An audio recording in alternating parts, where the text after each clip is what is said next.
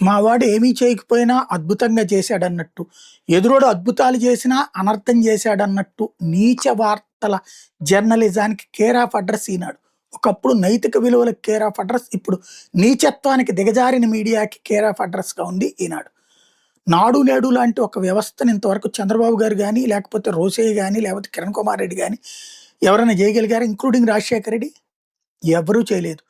పాత పాఠశాలలని కొత్తగా భవనాలుగా తీర్చిదిద్దడం అన్నటువంటి ఒక అద్భుతమైన పనిని ఒక్క జగన్మోహన్ రెడ్డి పెట్టాడు. అంతకుముందు చంద్రబాబు గారి టైంలో జన్మభూమి అని నడుపుతా ఎవరైనా ధనవంతులు ప్రభుత్వ పాఠశాలలో ఒక కొత్త గది కట్టిస్తేనో, రిపేర్లు చేపిస్తానో వాళ్ళ పేరు పెట్టే కల్చర్ తెచ్చారు. బట్ ప్రభుత్వం నుంచి పైసా ఇచ్చేవాళ్ళు కాదు. తర్వాత ఒక ₹20 మేము ఇస్తామని చెప్పేవాళ్ళు. అది తప్పించి ఏమి లేదు. జగన్ మాత్రమే ఆ పని చేయగలిగాడు.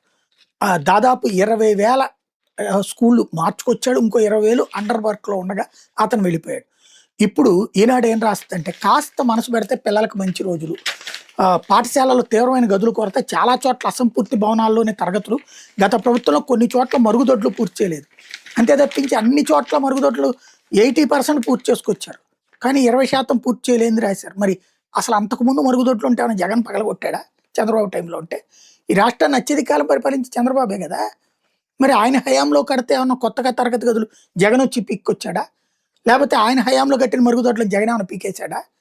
కొత్తగా మరుగుదొడ్లు చేసి, కొత్తగా తరగతి గదులు కట్టి, కొత్తగా ఫర్నిచర్ పెడితే జగన్ మీద విషం చిమ్మి, దోపిడీ అని, దొంగలని నోటుకొచ్చిన కారు కూత జర్నలిజం చేసి, ఇప్పుడు బాబు గారు కొద్దిగా చూడండయ్యా, అప్పట్లో ఆయన వదిలేశాడయ్యా అని చెప్తుంది. వీళ్ళని మనుషులనాలా, పశువులనాలా, శాడిస్టులనాలా, రాక్షసులనాలా అనేది జనం ఆలోచించుకోవాలి.